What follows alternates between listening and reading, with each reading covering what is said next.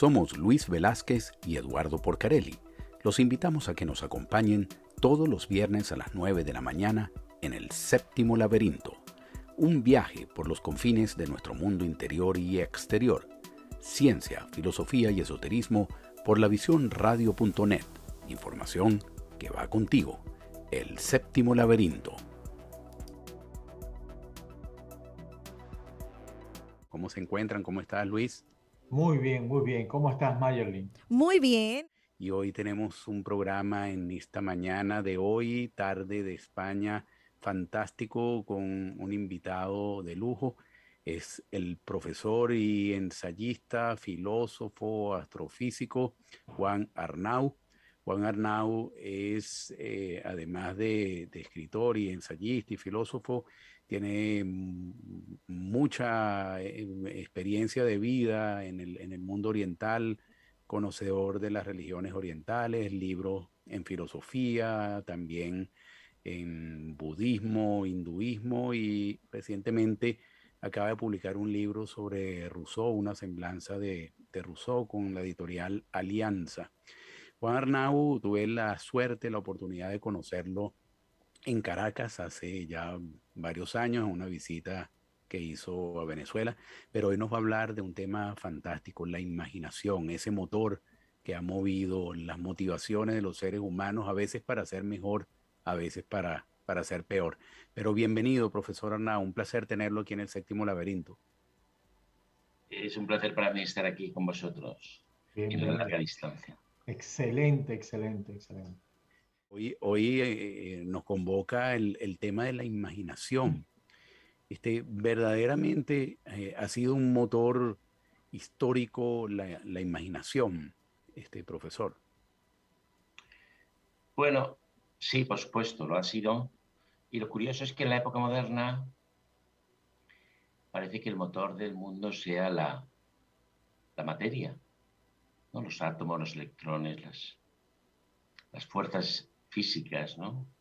La fuerza de la gravedad, la fuerza nuclear, la fuerza electrónica, la interacción débil, la interacción fuerte, ¿no? Y un poco lo que el libro plantea, lo que la historia de la imaginación plantea es que todos esos mundos, todas esas leyes de la física, no serían posibles sin la imaginación. Es decir, que la base de todo nuestro conocimiento es la imaginación, no la materia, ¿no? Luego llega la materia, y la materia es algo que el ser humano, el físico, el filósofo concibe.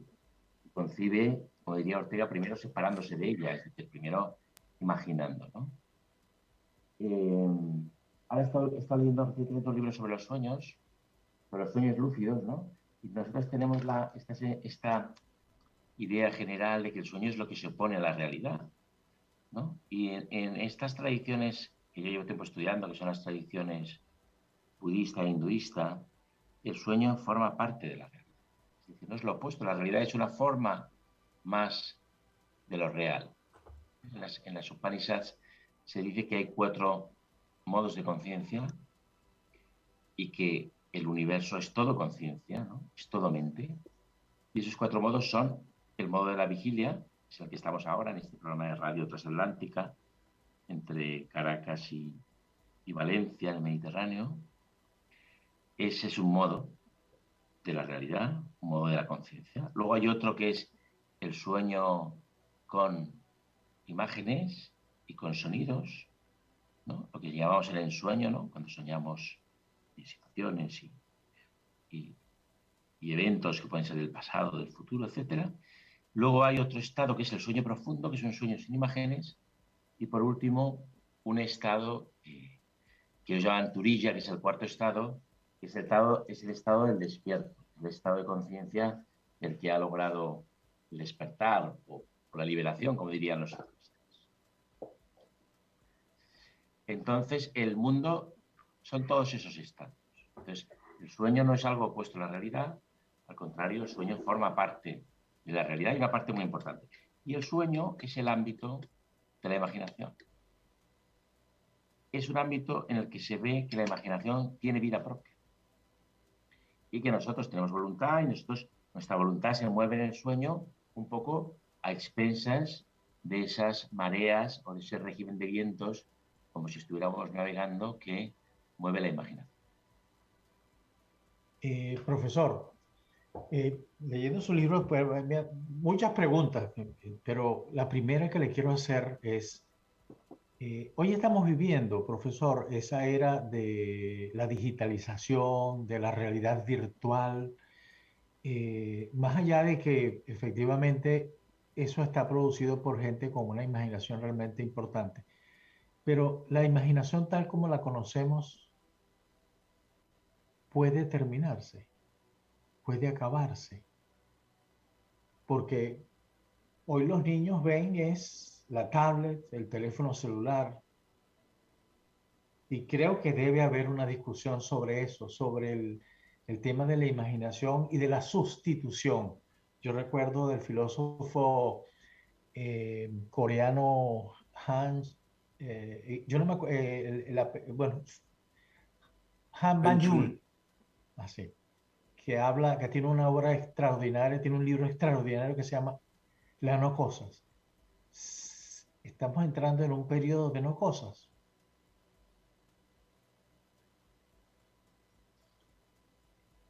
De no cosas. Ujú. Bueno, hay una frase, Borges, que a mí me gusta mucho citar, porque yo siempre hablo de las matemáticas y de la lógica, que son fascinantes, y que son, no es que sean verdad, sino que son una opción vital y civilizacional. Es decir, nosotros ya somos una civilización, Europa y América, sobre todo, mucho más que África y Asia, somos una civilización matemática, ¿no?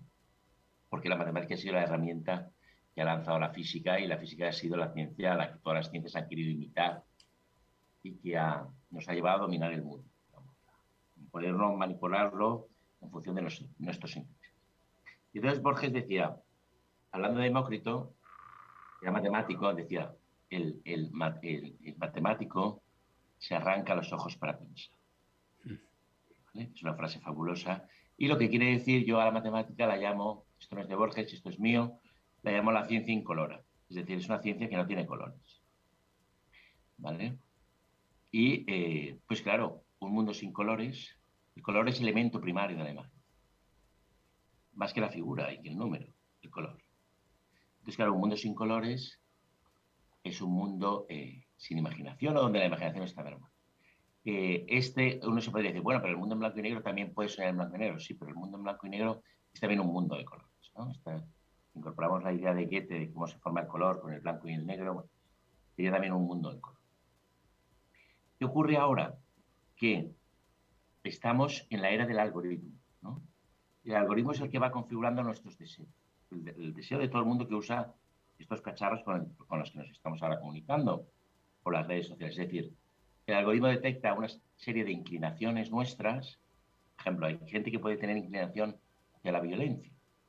Entonces el algoritmo le va suministrando contenidos para, digamos, intensificar esa, esa inclinación a la violencia. Es decir, está configurando un carácter. Esto es muy grave, ¿no? Porque, claro, el algoritmo detecta nuestros, nuestras creencias, ¿no? Nuestros intereses, ¿no? Entonces, estamos en una época donde hay mucha imagen, porque todo esto en las tablets, lo que tú has mencionado, los que tenemos hijos de edad adolescente, pues lo sufrimos más que nadie, y nosotros mismos, porque nosotros mismos también tenemos esa dependencia, y la imaginación se experimenta de modo pasivo, porque hay muchos contenidos imaginativos, hay muchos guionistas, hay ejércitos de guionistas en Netflix, que hacen que el usuario reciba mundos imaginarios. Por ejemplo, yo ayer tengo a mi hija enferma y ayer vimos una película de Hayao Miyazaki, que es un extraordinario realizador japonés de cine de animación. Extraordinario. Con unos mundos de imaginación extraordinariamente sutiles, complejos, bien realizados. Pero claro, todas esas imágenes uno las recibe de forma pasiva. Es decir, experimentamos la imaginación. Estamos en una era donde se experimenta la imaginación de forma pasiva, no de forma activa. Porque de forma activa nos exige mucho mayor esfuerzo, ¿no? En el libro este que estoy leyendo de sueños lúcidos, hay esta idea de que uno puede ser consciente de que está soñando, ¿vale? Ese es un primer grado, ¿vale? Que no es difícil de lograr. Es decir, uno está soñando y al mismo tiempo sabe que está soñando. Pero hay un segundo grado que es cuando uno ya crea su propio sueño. Es decir, crea, Borges citando a un pensador inglés que se llama, contemporáneo de Alexander Pope y de Berkeley, amigo de ambos, ya me vendrá el nombre, citándolo, decía, bueno, en el sueño el soñador, el sujeto es el guionista, el decorador, el paisajista, el protagonista, el enemigo del protagonista. Es decir, el que sueña es todos esos, el guionista del sueño, ¿no? Es decir, uno crea, no solo crea el guión del sueño y el paisaje del sueño, crea también a sus enemigos, crea también a las hordas de demonios que luego acosan, ¿vale? Entonces, en el sueño lúcido hay un segundo estadio donde uno puede incluso ser consciente que está soñando y al mismo tiempo crear el guión de ese sueño. Es decir, ahora, bueno, pues ahora el sueño está transcurriendo en un barco, está navegando en una tormenta en el Atlántico y ahora, pues bueno, una ráfaga de viento nos va a llevar a las nubes y ahí va a continuar la batalla. Pues eso, hay un momento en el sueño donde uno puede, digamos, ¿pero qué pasa con eso? A mí me ha pasado ahora, poco antes de este programa, que eso cansa mucho, es muy exigente. Es decir, y entonces hay veces que cierras los ojos y dices, no, que otro haga el guión. Ese otro que hace el guión, esa es la imaginación activa. Mucha gente dice, bueno, hay órganos que tienen vida propia, el corazón tiene vida propia, los pulmones tienen vida propia, los órganos sexuales tienen vida propia, ¿vale? Pues la imaginación también tiene vida propia. Y entonces uno tiene que lidiar, ¿no?, o navegar, ¿no?, con esa vida propia. Pero estamos en una época donde la imaginación está siendo controlada por el algoritmo. Así es. Entonces, pues claro, eso es para detenerse a pensar. Profesor, ya pronto tenemos que ir a una pausa comercial, pero yo quiero dejarle una pregunta. Usted menciona varias veces en su libro de Historia de la Imaginación que la imaginación es una suerte de mediador entre el cielo y la tierra. Usted tiene una formación científica, tiene una formación filosófica. Digamos que esa mediación sería entre la ciencia y la filosofía. Y ahí es donde la imaginación entra a un juego importante, porque sin imaginación la ciencia no avanzaría. Pero al mismo tiempo un exceso de imaginación hace que no se vaya hacia ningún objetivo, hablando desde el punto de vista científico.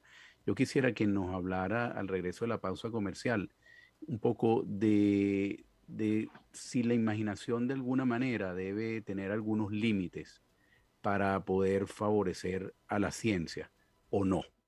Profesor, Eduardo, antes de ir a la pausa, le dejó una pregunta, pero a mí me gustaría agregarle que leyendo su libro sobre la historia de la imaginación, me sentí como una persona que está viviendo en dos niveles. Bueno, esta idea, un poco de la centralidad de la imaginación, es una idea que está ya en Aristóteles, ¿no? Aristóteles decía que no podemos pensar sin lo que él llama fantasmata. Y las fantasmatas son las imágenes, ¿no? Las imágenes de la imaginación o de la fantasía, ¿no? O sea, que no hay, el pensamiento no es posible sin imágenes, ¿no? Pero los que desarrollan esta idea de la centralidad de la imaginación son los místicos del Islam, que se llaman sufíes, ¿no? El sufismo. Entonces el sufismo concibe el mundo como con tres niveles, pero esos tres niveles no deben entenderse como tres capas de una jerarquía, ¿no? Un nivel superior, otro inferior y uno en medio, sino que son tres niveles que están en todas partes y en todo momento en el universo. Y hay uno que es central, que es el eje. El eje es la imaginación, es lo que ellos llaman el país de las almas, ¿vale? Pero esos tres ámbitos están aquí ahora, están en esta misma conversación, están en el estudio donde están ustedes, están en la sala donde me encuentro yo. Es decir, siempre hay un nivel de inmaterial del significado, ¿vale? Es decir, yo estoy hablando, ustedes entienden, es decir, ahí se está moviendo el nivel de los significados, es un ámbito inmaterial. Por debajo de ese, entro, insisto, en esta escala que no es una escala jerárquica, estaría el mundo de la imaginación y abajo estaría el mundo sensible. Es el mundo donde podemos tocar, podemos, digamos, es el mundo de la vigilia, digamos, ¿no? Entonces están esos tres mundos que están, que se les puede dar la vuelta, pueden ponerse de manera consecutiva, pero en todo lo que hacemos están los tres. Pero lo que dicen los sufíes, y que es para mí la idea, es un poco el eje de mi libro, Historia de la Imaginación, es que el ámbito de la imaginación es el ámbito de las almas. Y es el ámbito donde los significados se materializan y la materia se espiritualiza. Es decir, es un lugar de encuentro entre lo inmaterial y lo material. ¿Por qué? Porque el mundo de la imaginación es un mundo, como dirían los budistas, de materia sutil. Es decir, no es inmaterial, porque tiene color y tiene sonido, pero no es material porque no tiene consistencia. ¿Vale? Y ese es el mundo de los sueños y ese es el mundo en general del pensamiento.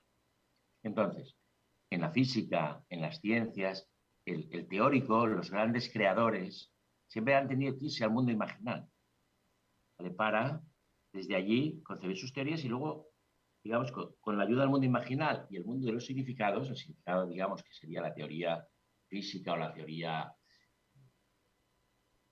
biológica que el investigador está manejando, con esos dos mundos regresar al mundo sensible y poner en práctica en un laboratorio su idea, ¿no? Entonces, en ese sentido, la imaginación sí que controla todo el trabajo científico y es un elemento fundamental porque una de las tesis del libro es que en función de lo que seamos capaces de imaginar como colectivo, la humanidad, pues el destino del mundo irá determinado por esa imaginación colectiva que somos. Y esto es muy importante porque esto va a decidir el destino del mundo. Los budistas insisten mucho en la cultura mental de cada cual como elemento fundamental para el destino, para el futuro de la humanidad.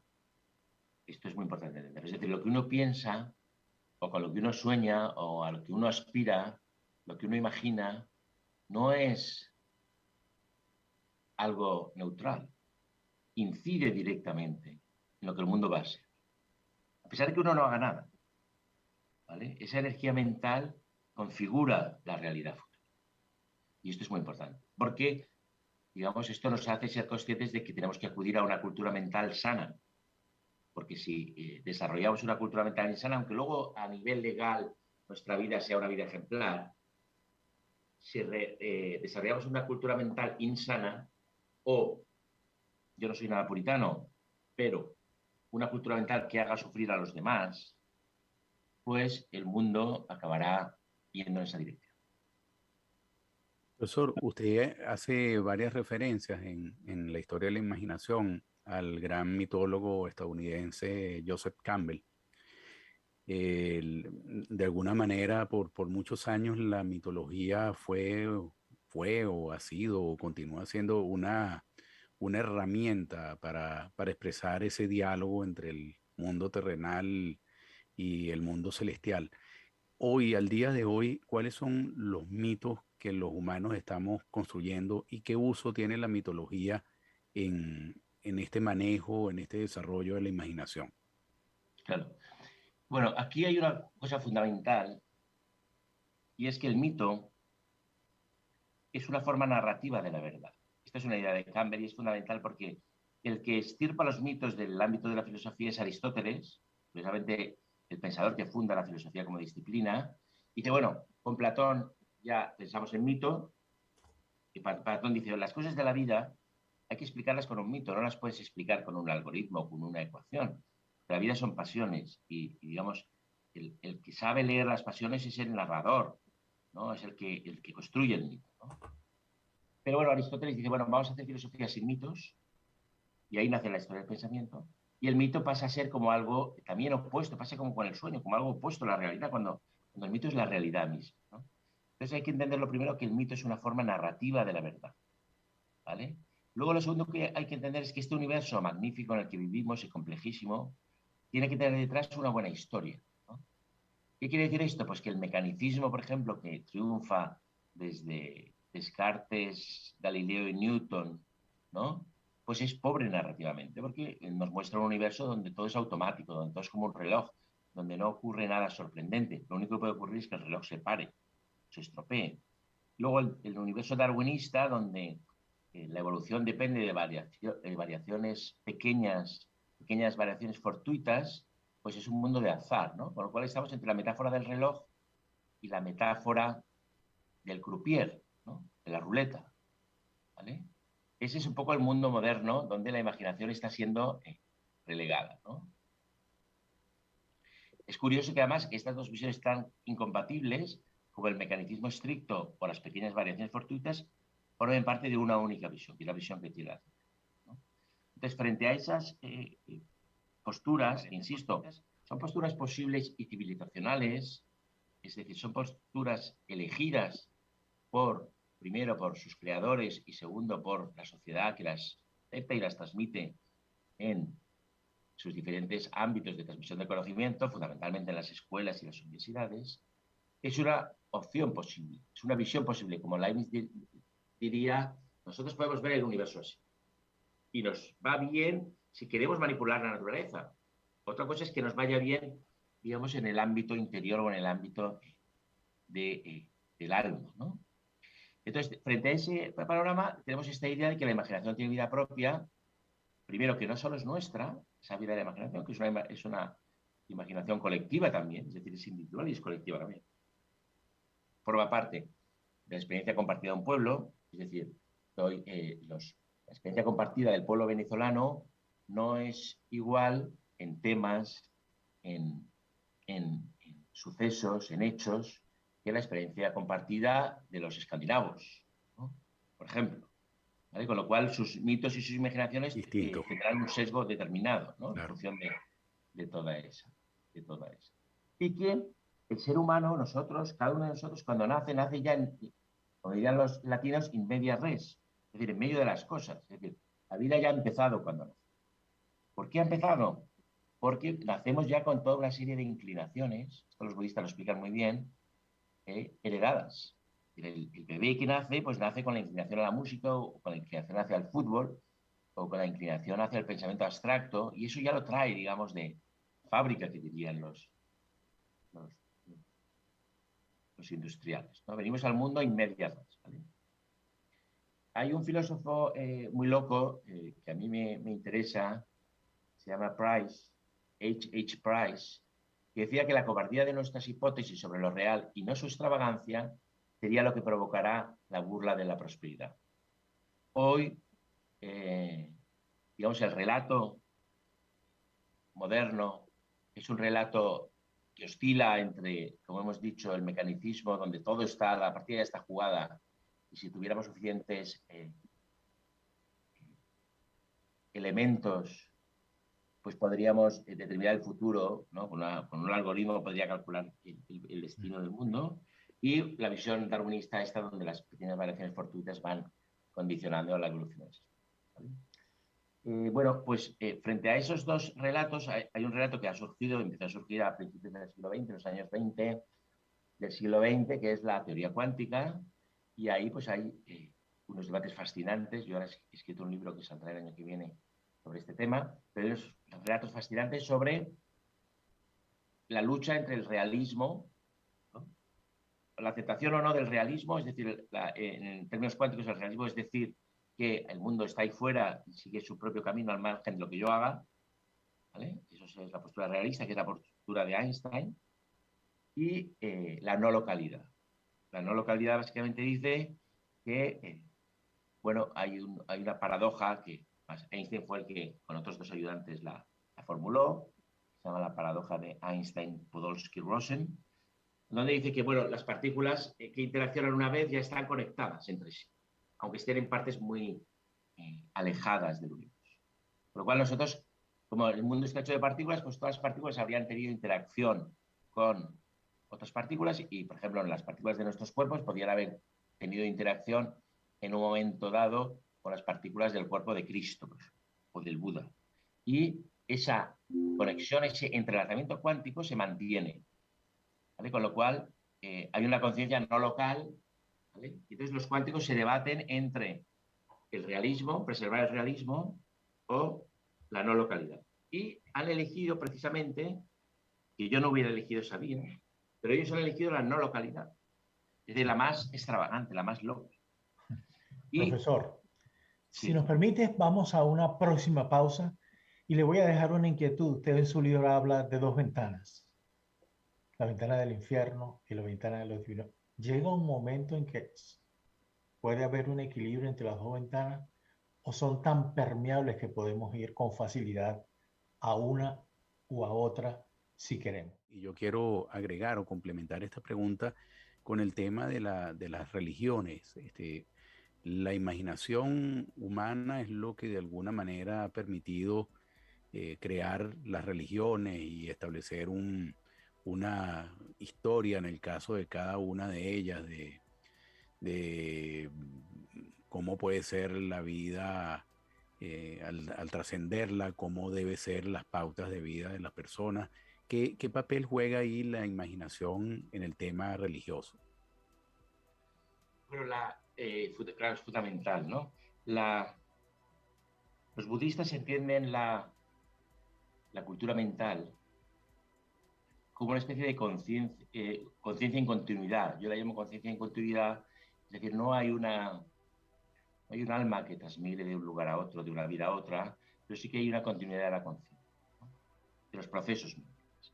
Y esos procesos mentales pueden ser ascendentes o descendentes. Es decir, pueden acercarnos a lo que los budistas llaman el despertar o pueden hundirnos en los abismos, ¿vale? Son lo que en sánscrito se llama narakas, ¿vale? Que sería el equivalente a los infiernos, tal y como los imagina la tradición cristiana y musulmana, ¿no? Pero esos narakas, esos abismos, son siempre temporales, es decir, siempre hay recorrido, por eso uno puede estar en un abismo durante un tiempo, esto pasa también en la vida, uno puede atravesar una depresión y estar en un pozo, la vida hay pozos que hay que evitar, ese riesgo siempre está, es inherente al vivir. El curso de la vida está rodeado de pozos donde uno puede caer, y, pero uno puede caer en ese pozo y puede salir y luego, digamos, vivir episodios de dicha o de paz o de serenidad o de felicidad, como lo queramos llamar, ¿no? Es decir, que para el budismo siempre hay continuidad, nada es definitivo. Esta idea escatológica del catolicismo cristiano no existe, que no hay un juicio final, siempre hay juego. Siempre hay juego y eso permite que en los abismos, pues de vez en cuando pueda haberse algún bodhisattva, son estos seres de compasión, seres de luz, que van allá abajo a rescatar a los seres que están ahí, digamos, sufriendo. Pero entonces la imaginación del sujeto, pues claro, determinará si ese curso mental es un curso ascendente o un curso descendente. Cualquiera que tiene bajas pasiones sabe que hay una atracción, hay un magnetismo hacia esos abismos también, como hay un magnetismo o lo que yo llamo una gravedad inversa cuando uno aspira, digamos, a estos ámbitos celestes. Eso me genera también otra pregunta, ¿no? Usted estaba comentando, está haciendo un trabajo, pues, quizás para publicarlo el próximo año sobre la cuántica, y uno de los postulados de la cuántica es que de alguna manera en esa relación entre el observador y lo observado, de alguna manera creamos algún tipo de realidad. Y en esa creación de la realidad, pues la imaginación juega un papel importantísimo. ¿Cómo ve usted esa dinámica en cuanto hasta qué punto esa imaginación puede tener algunos límites? A mí me gusta mucho el pensamiento de Blaise Pascal: si fuera por el espacio, el universo me rodearía y se me tragaría como un átomo, pero por el pensamiento yo abrazo el mundo. Y entonces ese pensamiento plasmado en la imaginación te puede crear mundos muy amigables, pero también mundos muy infernales. ¿Cómo toda esa dinámica de unir la cuántica con la imaginación, con los límites de la imaginación, con lo que puede ser real y ficticio, cómo mezclamos toda esa ensalada? Claro. Hombre, un poco la consecuencia más importante de la teoría cuántica, digamos, de la interpretación que hace Bohr de la teoría cuántica, que a mí es el pensador cuántico que más me interesa y es el que tenía un sesgo, digamos, o un carácter más filosófico, ¿no? Y él tiene un debate en 1900, 33, el famoso debate, 32, el famoso debate Einstein-Bohr sobre la naturaleza de la realidad, que pues Bohr plantea una tesis, que es una tesis que yo comparto, y es que pues, uno no puede sacar de la ecuación de la investigación científica al investigador. El investigador siempre está ahí, el investigador elige qué quiere ver, en cierto sentido, ¿vale? Y el investigador, cuando pregunta a la naturaleza, esa pregunta que hace nunca es neutral, porque esa pregunta que hace, para hacer esa pregunta, utiliza un lenguaje. Y el lenguaje, ese lenguaje con el que pregunta, está basado en una teoría. Y lo que nosotros llamamos instrumento de medición es un instrumento hecho por una teoría. Es decir, que nosotros, Galileo tiene esta frase famosa que marca toda la modernidad, que dice: la naturaleza habla el lenguaje de las matemáticas, ¿no? Esta frase es falsa. Se enseña en los colegios, ¿no? Los físicos la aprendemos, los que hemos estudiado físicas, pues es una especie de dogma de nuestra ciencia. La naturaleza es matemática. No. La naturaleza, la idea de Bohr o la idea mía es que la naturaleza es matematizable. Tú la puedes matematizar. Yo puedo matematizar cualquier asunto. Desde esta entrevista hasta la caída de las hojas de los árboles en el paseo que tengo ahora frente a mi ventana. Yo puedo matematizar lo que quiera. Eso no quiere decir que la naturaleza hable en lenguaje de las matemáticas. Eso quiere decir que yo, sujeto libre y voluntarioso, he elegido matematizar un fenómeno. Sí, de acuerdo. O yo, o una comunidad, o una civilización, ¿vale? Entonces, Bohr lo que viene a decir es que la naturaleza va a responder en el lenguaje en el que le preguntemos, porque tiene esa cortesía. Si nosotros le preguntamos en el lenguaje de la poesía, la naturaleza va a responder de una manera poética. Si le preguntamos en el lenguaje de las matemáticas, la naturaleza va a responder de una manera cuantitativa. Pero la esencia del mundo natural y la esencia de la imaginación son las cualidades, no son las cantidades. Entonces, yo siempre digo que cuando en neurociencia, cuando los laboratorios tratan de estudiar la mente, el laboratorio entra en la mente como elefante en cacharrería. Que hay una anécdota muy divertida de Pauli. Wolfgang Pauli es probablemente una de las inteligencias más preclaras del siglo XX. Fue el que predijo, él junto a Heisenberg fueron los dos grandes aliados de Niels Bohr, ¿no? Que es el creador de la teoría. Y Pauli tenía fama de que cuando entraba en un laboratorio se empezaban a estropear los instrumentos. Él era un teórico, él trabajaba con un boli y una libreta. Y nadie, cuando llegaba a una universidad, no permitían que entrara en ningún sitio donde hubiera aparatos electrónicos, espectrógrafos, cámaras de burbujas, todo digamos, el arsenal de instrumentos para detectar partículas.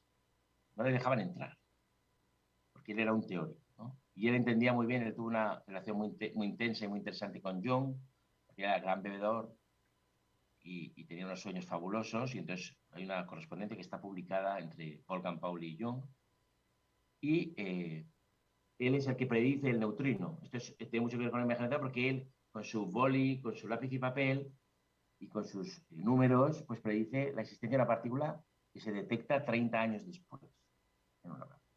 ¿Pero por qué se detecta en un laboratorio? Porque el instrumento que la detecta se ha hecho con la teoría que ha erigido Pauli. Es decir, que nosotros podemos preguntar a la naturaleza en un lenguaje o en otro.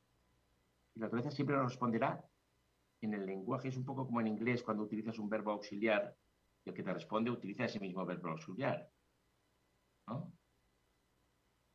Do you have a boat? Yes, I have. ¿Vale? Es decir, la naturaleza nos va a responder como nosotros le preguntamos. Así es. ¿Vale? Entonces, ¿cómo le queremos preguntar? Esa es la gran. ¿Queremos que la luz sea una partícula? Pues nosotros utilizamos un detector de partículas. ¿Queremos que sea una onda? Utilizamos un espectrógrafo. Y esto Einstein no lo aceptaba. Bohr entendía que al sujeto no, el sujeto y su elección, que su elección es qué lenguaje o qué vocabulario o qué instrumento voy a utilizar para estudiar la naturaleza, no se le puede sacar. Está siempre. No solo ya que influye, que el hecho de observar influye porque tú detectas la partícula, tienes que mandarle un fotón y entonces eso influye en la posición de la partícula. No solo eso, va mucho más allá. Es una opción vital, es meter la libertad y la voluntad humana en el laboratorio. Es decir, ¿qué queremos que diga la naturaleza?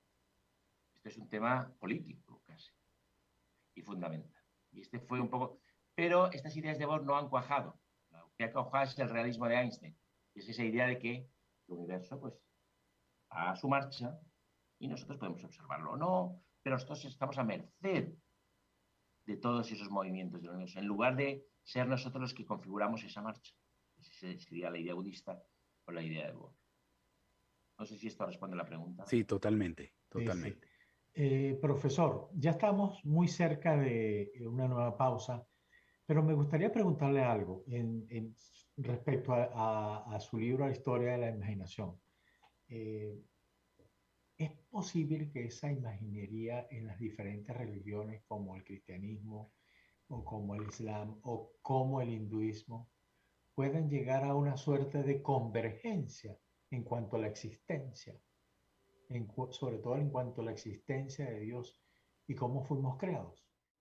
Ese sueño para mí es una pesadilla. ¿Qué quiero decir? Yo soy un pluralista. Es decir, ese sueño es el sueño de las grandes compañías. Es el sueño de la uniformización del pensamiento. Que todos pensemos igual, que todos creamos lo mismo y así nos pueden vender a todos sus productos por Amazon o por la gran compañía de turno que suceda a Amazon. Ese es el sueño de la globalización. Que todos seamos iguales y nuestras creencias sean así. Esto es una pesadilla. La diversidad del mundo es una gran riqueza. ¿Pero por qué es una pesadilla? Porque eso supone cercenar modos de vida que no entran en ese modelo. Porque al final, lo que es decisivo en las creencias de un pueblo, de una nación, de un individuo, es su forma de vida. Es decir, si todos tenemos que pensar igual, todos tendríamos que vivir del mismo modo. Y si todos tenemos que vivir del mismo modo, la condición humana, la raza humana, perdería esa fabulosa diversidad. Yo tengo una formación antropológica, me gusta mucho viajar y me gusta ir a Venezuela y ver que los venezolanos no piensan como los europeos, no tienen los mismos mitos, no tienen las mismas devociones, las mismas inclinaciones, las mismas pasiones. Y me voy a África y veo que viven con mitos absolutamente diferentes y diversos a los nuestros. Y eso para mí es una riqueza irrenunciable de la condición humana. Es decir, que el budismo sea una religión tan alejada del cristianismo o del protestantismo o del islam, me parece maravilloso. Y me parecería una pesadilla cualquier intento de reducir todas estas tradiciones espirituales que, insisto, son dependientes de formas de vida particulares a una única visión, porque exigiría que todos viviéramos como quieren que vivamos las grandes compañías en este tardo capitalismo que vivimos, de la información. Es decir, que el hecho que haya diversidad religiosa, filosófica, cultural, es una riqueza a la que no en ningún caso deberíamos renunciar, a pesar de que la tendencia general es a la uniformización del pensamiento de las religiones. Es decir, siendo cuánticos diríamos, los instrumentos con los que observamos la realidad son muy diversos y está bien que sean muy diversos. Y está bien que haya una cámara de burbujas, un detector de partículas y un espectrógrafo, ¿vale? En lugar de que haya un único instrumento que pregunte a la luz qué eres, o que pregunte a la estrella qué eres, o que pregunte al agua qué eres, o que pregunte al viento qué eres. Está muy bien que diferentes formas de vida hayan creado diferentes instrumentos para preguntar al agua, al fuego, a la tierra qué es, qué eres tú. ¿Vale? Entonces esto es muy importante porque permite lo que yo llamo el perspectivismo. Esto significa un relativismo en absoluto. En primer lugar, esas visiones que tiene cada cultura, cada pueblo, no todas valen lo mismo. Yo estoy convencido de que no todas las visiones valen lo mismo. Hay visiones más refinadas, más respetuosas, más inspiradoras. Es decir, no todas valen lo mismo, en absoluto. ¿Y cuál sería la verdad? Que es una verdad, digamos, no antirracionalista. La verdad sería la integral de todas esas miradas. Y todas esas miradas revelan un aspecto de la realidad, enfatizan un aspecto de la realidad. Leibniz decía una frase que a mí me encanta y cito mucho, decía, todo lo que preguntemos al mundo, todo lo que le preguntamos al universo, a todos nos va a decir que sí. todo modelo que hagamos de universo es cierto. Esto es muy cuántico. Todo, ¿por qué? Porque siempre habrá en el universo un lugar donde ese modelo que nosotros hemos erigido funcione. Esa es la riqueza inagotable del universo en el que vivimos. Y cualquier reducción de esa diversidad radical a un único modelo es, insisto, la peor de las pesadillas. Profesor, hablando en términos mitológicos, los dioses sueñan y si sueñan, somos el producto de su imaginación. Claro, esta es una idea muy bonita, esta es una idea que está en la India, está también en otras tradiciones, supongo que está en las tradiciones indígenas latinoamericanas, es la idea de que Vishnu sueña el universo, ¿no? Pero esta idea, filosóficamente, lo que habría que subrayar de esta idea es que, precisamente lo que hemos dicho antes, el mundo de la imaginación y el mundo de la realidad, el sustrato más profundo de la realidad, es un sustrato hecho de cualidades, no de cuantía. Y por eso Vishnu nos sueña y nosotros tenemos que remitir, si queremos profundizar en nuestra realidad psíquica, en nuestra realidad mental y en nuestra realidad espiritual, en esas cualidades. No podemos, o podemos hacerlo, y de hecho se hace, y en los laboratorios se hace, pero la mente no se puede analizar descomponiéndola. La mente es refractaria a los métodos del cirujano. El cirujano desmonta y ve qué hay. Es el niño que desmonta el trenecito para ver cómo funciona. No, la mente no es así. La mente no es algo que se pueda desmontar. Todo esto está ya en la literatura científica. Todos estos gráficos del cerebro con colorines, todo esto es mentira. Y los neurocientíficos lo saben, pero tiene mucho impacto, ¿no? Aquí está el lenguaje. Hay ahora casos muy interesantes de hidrocefalia, de gente que tiene agua en el cerebro, que ha sido doctor en matemáticas, que un poco desmontan todas estas teorías de la localización cerebral, ¿no? Ahora la tendencia en la neurociencia es a la no localidad de las funciones, ¿no? Pero lo importante es que la mente son cualidades y nosotros podemos someterla a unos criterios de medición de cantidades en el caso del sueño, pues la vibración de la pupila, la respiración, una serie de factores medibles, pero no veremos el sueño con todos esos, no veremos esas cualidades. Leibniz también decía, si nosotros entramos en la mente, si la mente fuera un mecanismo y pudiéramos entrar en ese reloj y ver las ruedas dentadas, etcétera, que es lo que se está haciendo ahora, no veríamos a la mente. Veríamos descargas eléctricas, conexiones, sinapsis, que se ve ahora, pero eso no es la mente. Así es. Profesor, otra pregunta que tiene que ver, me encanta esta conversación, me encanta. Desde ese punto de vista imaginativo, podríamos decir que no existe la verdad, que cada, que No, cada quien tiene su verdad. no, esto es muy importante. No, claro que existe la verdad. Y además podemos incluso decir, aquí William James diría, no, la verdad es que es plural, ¿vale? Pero es verdad. ¿Vale? Es verdad para cada pueblo, porque Ortega diría, no, la clave es la vida de cada pueblo, lo que él llama la razón vital. Ortega era un antirracionalista, es decir, pensaba como yo en este sentido, pero ya, hay que reducirlo todo a la vida de cada cual o la vida de los pueblos, la razón histórica. Hay una verdad, por supuesto. Ahí hay dos posibilidades. William James diría, hay una verdad y esa verdad es plural, es decir, podríamos formularlo así, Dios ha querido, Dios es el amor del 1 al 2, que decían los sofíes, el amor del 1 al 2. El 1 quiso ser 2, quiso ser diverso, y entonces se descompuso el no ser, se diversificó. El 1 se diversificó y entonces están los pueblos, las estrellas, los planetas, los escarabajos, las berenjenas, los árboles, los peces. El 1 se hizo 2. Cuando dice 2, Nicolás de Cusa tiene una frase que a mí me gusta mucho que dice, el 1 no es un número. El 1 es lo que hace posible todos los números. Los números son a partir del 2, el 1 no es un número. Entonces, el 1 amó al 2 y se diversificó. Y entonces ahora la verdad es plural. Pero los que necesiten al gran capitán, o al señor de la barba, pueden asumir esta visión también porque el 1 quiso ser diverso. Por lo cual sí que hay una unidad, pero esa unidad quiso la diversidad. Y hay otro aspecto fundamental, ¿no? Y es que uno puede concebir la verdad única sin el gran capitán, con la idea de que la verdad precisamente es la integral en el sentido matemático de todas esas perspectivas. ¿Vale? Porque la verdad es algo que ocurre en la vida y sirve a la vida, no la vida para la verdad. ¿Vale? Yo esto lo digo en el manual de filosofía portátil, ¿no? La filosofía en la vida, no la vida en la filosofía. El problema de los idealismos y de todos estos grandes utopismos, que tienen fundamentalmente germánicos, es que tratan de inscribir la vida en un sistema. Y no. Todo sirve a la vida. La vida es la base fundamental. De ahí tenemos que partir. Y luego, en la vida puede haber filosofía o puede no haberla. Si la hay, pues mejor o igual peor. Pero lo importante es.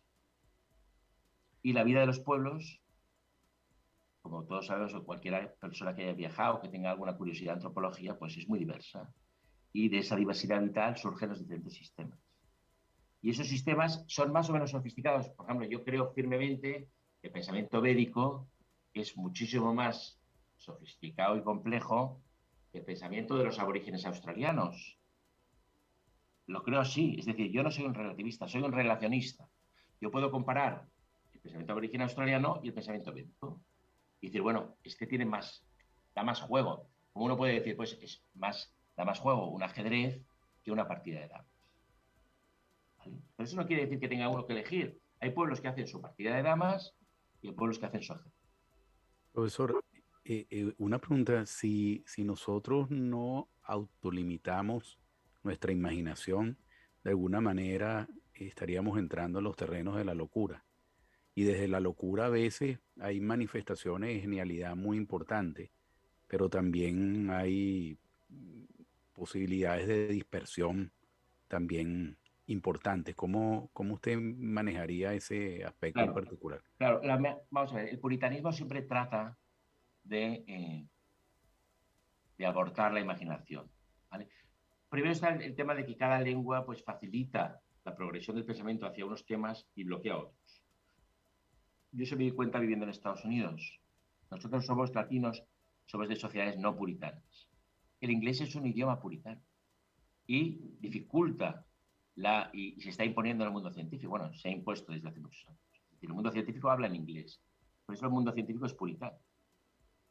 Entonces, la estrategia puritana de bloquear la imaginación, o sea, de tener ciertos ámbitos prohibidos de la imaginación, es un error. Es un error y además no funciona. Y es un error casi catastrófico.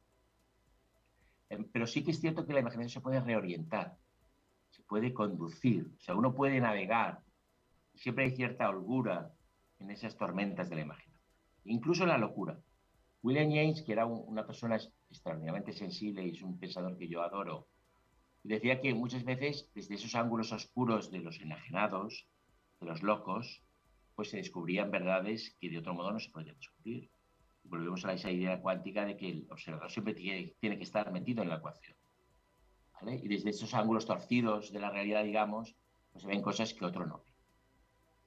Esos ángulos torcidos forman parte de esa pluralidad y de esos abismos de los que hemos hablado antes. Esa diversidad radical que es la vida y la cultura humana. ¿Vale? Y hay que tenerlo siempre en cuenta. Y no sirve poner un tapón, porque eso es la catástrofe.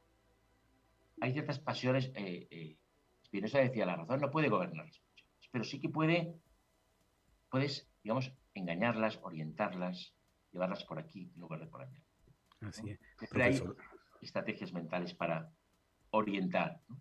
Bueno, estamos muy agradecidos, profesor. Lamentablemente llegamos al final de la hora, pero muy agradecido por haber conversado con usted y por habernos dejado un rato con nuestra imaginación, tratándola de focalizarla en Estoy estas de acuerdo reflexiones que contigo, usted hace. Eduardo, que lamentablemente se llegó el momento de terminar esta conversación. Fabuloso, profesor. Muchas gracias. Muchas gracias a vosotros. Y hasta una próxima. Gracias, los esperamos la próxima semana en el Séptimo Laberinto. Gracias. Muchas gracias, Mario.